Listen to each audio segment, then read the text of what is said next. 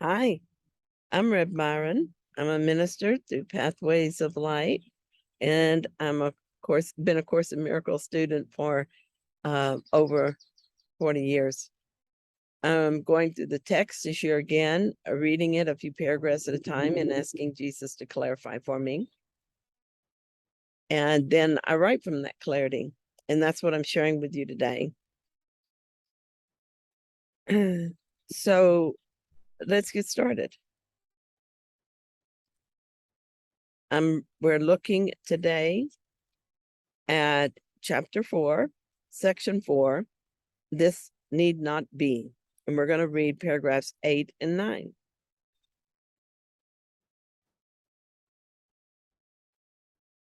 So paragraph 8 says, by the way, I'm coming to you from beautiful Sedona, and that's why I'm outside. The weather is lovely. It's so beautiful around me, and I just thought you might enjoy the scenery. So let's read paragraph 8.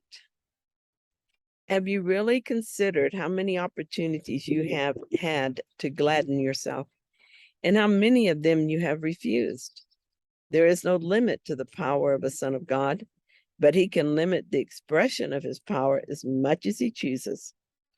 Your mind and mine can unite in shining your ego away, releasing the strength of God into everything you think and do. Do not settle for anything less than this, and refuse to accept anything but this as your goal. Watch your mind carefully for any beliefs that hinder its accomplishment and step away from them.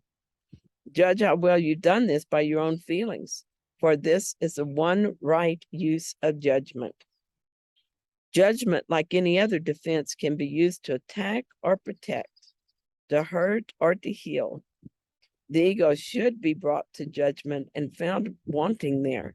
Without your own allegiance, protection, and love, the ego cannot exist. Let it be judged truly, and you must withdraw projection, protection, and love from it.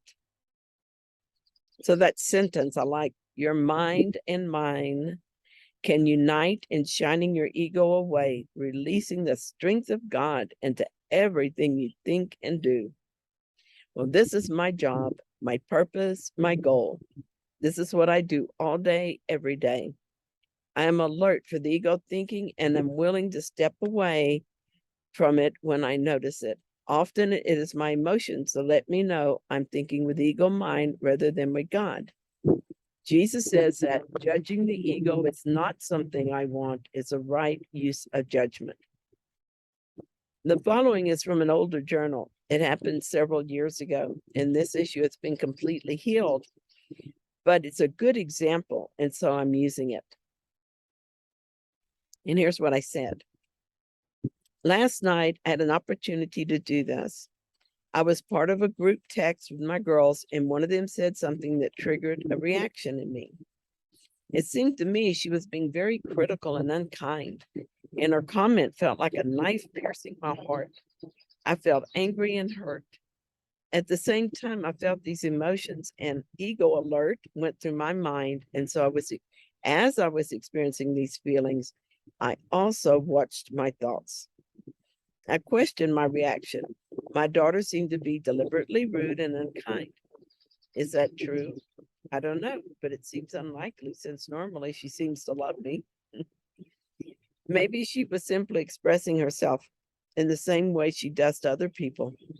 Maybe sarcasm and sharply pointed words are just her way of making a point. Actually, I think these things are true about her, and I think maybe I had touched something that triggers fear in her, and she doesn't like it, so she tries to shut it down quickly and completely. It's not about me, but about her. So why is it that I reacted so strongly to her comments? I didn't know, and I had to ask the Holy Spirit what he wanted me to see. Suddenly, I remembered that I used to do this to my mom. Also, I remembered how I thought I knew so much more than her when I was younger, and I often spoke to her disrespectfully and unkindly. Two things were triggered by my daughter's comments to me. One was the guilt I obviously still carried concerning my mother. I let that guilt come up and had a good cry. Such strong emotion. I could have sworn I had forgiven all of that, but there it was, undeniable in its strength of emotion. I asked the Holy Spirit to heal my mind of the belief in guilt. This is how we shine the ego away. The second thing that was triggered was a result of the guilt I felt about my behavior to my mom. I was always afraid that my kids felt the same contempt for me that I'd sometimes felt for my mom. This is why I had such a visceral reaction to my daughter's comments. I was afraid I was guilty and deserving of punishment, and my daughter's words seemed to prove I was right. This fear is very strong in me. When my kids treated me with love and respect that I don't believe I deserve, I'm at the least surprised and sometimes even suspicious. Once the Holy Spirit helped me to look honestly at my feelings and my thoughts, I asked him to help me see differently. I had wanted to change the way my daughter speaks to me, but now, with the Holy Spirit joining with me, I felt the strength of that joining, and right-minded thoughts came to me. The solution to my problem was not going to be in blaming my daughter or changing her mind. The solution was to forgive myself and to accept the truth that I am, and that does not change according to someone else's judgment of me or even my own judgment. I can choose to feel bad about myself, but I remain forever innocent. After giving myself time to accept God's judgment of me, I was able to see my daughter differently. I was able to see her need for me and to be different with compassionate understanding. Didn't I just go through the same thing with her? I had wanted to make her see me differently, or at least talk to me behind my back where I wouldn't have to look at my own fears and guilt. It always amazes me that simply forgiving something takes all the sting out of it. Suddenly, hurtful words are just words. Last night, I withdrew my allegiance and my protection from the ego. I accomplished my goal. I did this because I have learned to be vigilant for the ego, and I have carefully nurtured my willingness to be healed. Joining with the Holy Spirit for this purpose, together our strength overcame the part of me that was still attached to the story and ego thinking in this situation. And I am so grateful. So let's look at paragraph 9.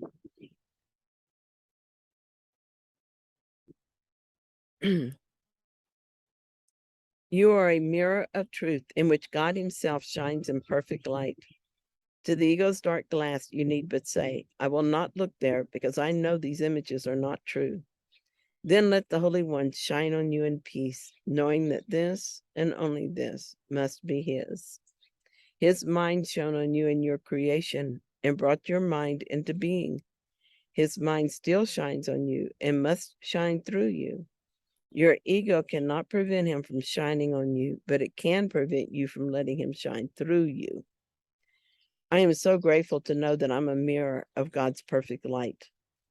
I have been aware for a while that everyone and everything my eyes show me is a reflection of what I believe about myself. But it is not the truth of what I am, only the ego's dark dream of itself.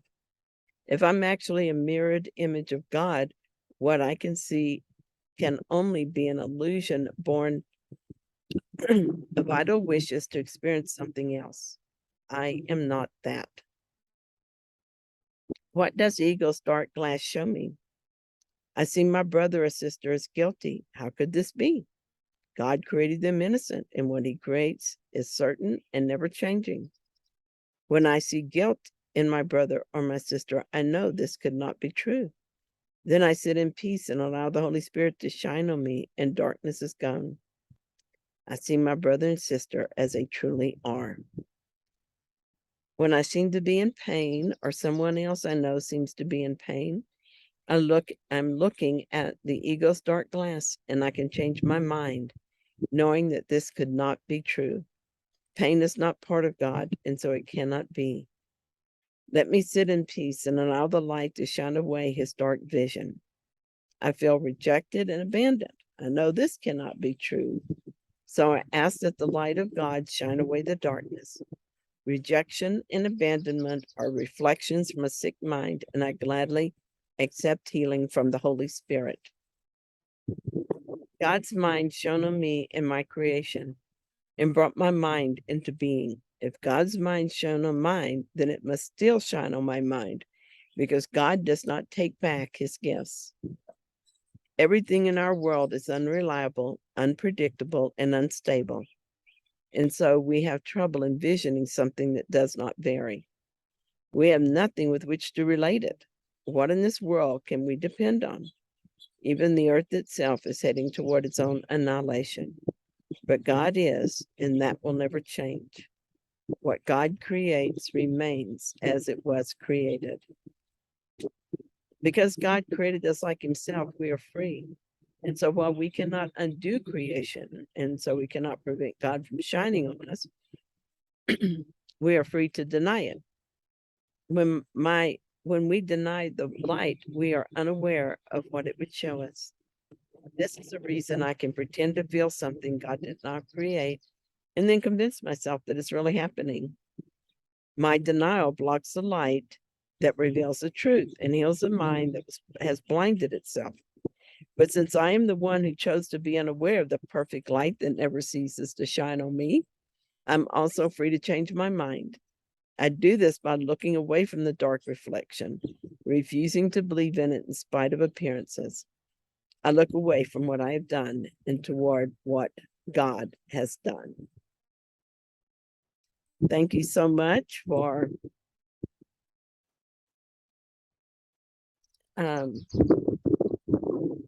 thank you so much for joining me in this reading. The wind's blowing pretty good around here. I hope that you found it helpful. And if you did, then please like it. And if you haven't yet, please subscribe. And I'll be back tomorrow with another reading. See you then.